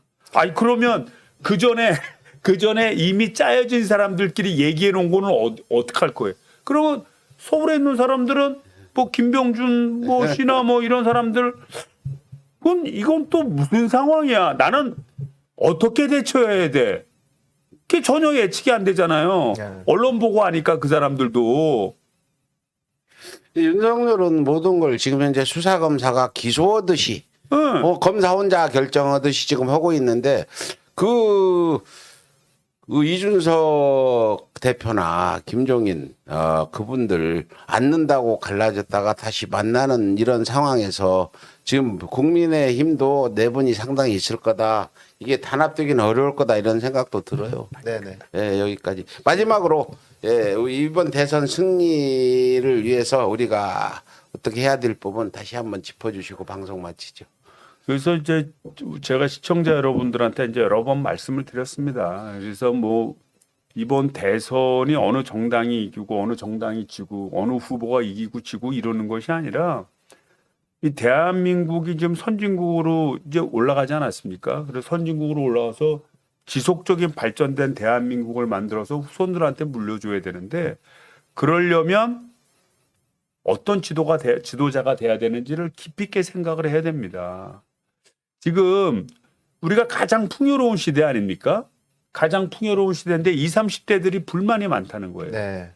그리고 민주당이 어떻게 보면 소수자를 대변해 왔고 민중을 대변한 정당 아니겠어요. 그런데 지금 민주당에 대한 불만이 많이 갖고 있다는 거예요. 그 얘기는 뭐냐면 우리는 민주당은 지금에 있는 많은 국회의원들이나 정치인들이 그전에 기성세대에 대항을 해서 우리가 새롭게 변화되는 대한민국을 그렸지만 풍요롭게 살아왔던 우리 10대, 20대, 30대의 젊은 사람들한테는 미래청사진을 주지 못했다는 거예요. 그러니까 지금의 주류 정당인 민주당에 대한 불만의식을 갖는 거죠. 저쪽 정당이 잘해서가 아닙니다. 네. 그래서 우리가 이제 이 문제에 대해서 저는 가장 통찰력 있게 깊이 바라보는 후보 중에 한 사람이 저는 이재명 후보라고 보고 윤석열 후보는 아까도 얘기했지만 나라를 혼란스럽게 만들고 불확실성의 과정으로 넘어갈 공산이 너무 큽니다. 우리가 우리 후손들을 위해서라도 또 우리 가정을 위해서라도 적극적으로 우리가 뛰어야 됩니다. 네, 좀 우리 민주 시민들의 많은 역할 당부드리고요. 저도 열심히 뛰겠습니다. 그 시청자분이 지역구에다 막 그 프랜카드 좀 걸어라 하는데 그거 좀 전체적으로 어떤 프랜카드요? 그 이재명 후보 관련 정책이나 이런 것들 그거 가능하죠, 의원님들. 이재명 자 들어가면 이재명 자 안 들어가면 들어가도 선거법이 와요. 아 그거 이재명만 예. 안 들어가고 예. 좀 거는 거 좀 한번 연구 좀 그건 해보시고. 한번 연구해 보고요. 지금 많은 요구들이 지금만 있는 게 아니라 오래전부터 없다. 국민의힘은 많은데 왜 민주당은 적냐 이러니까 저 돈 없으면 제가 서울의 소리가 민주당에 돈 준다고 걸으라고 그러시 내가 아무리 돈 없어도 프랭카트 값 예. 얼마나 들겠어요. 예, 여기까지 방송 마치고 가겠습니다. 여러분들 힘들고 어렵고 포기 뭐 등등 여러 가지 말씀들이 많은데 어떤 환경에서도 노무현 대통령이 그랬죠. 농부가 밭을 탓하랴. 밭이 박하다고 박토라고 버릴 수 없듯이 우리가 걸음을 주고 다 옥토로 만들어야 됩니다. 네. 주변에 있는 분들 부정적인 분들 열심히 설득하시고 끝까지 함께 가시면 분명히 우리가 이길 겁니다. 방송 여기서 마칩니다. 예, 감사합니다. 네, 고맙습니다. 예.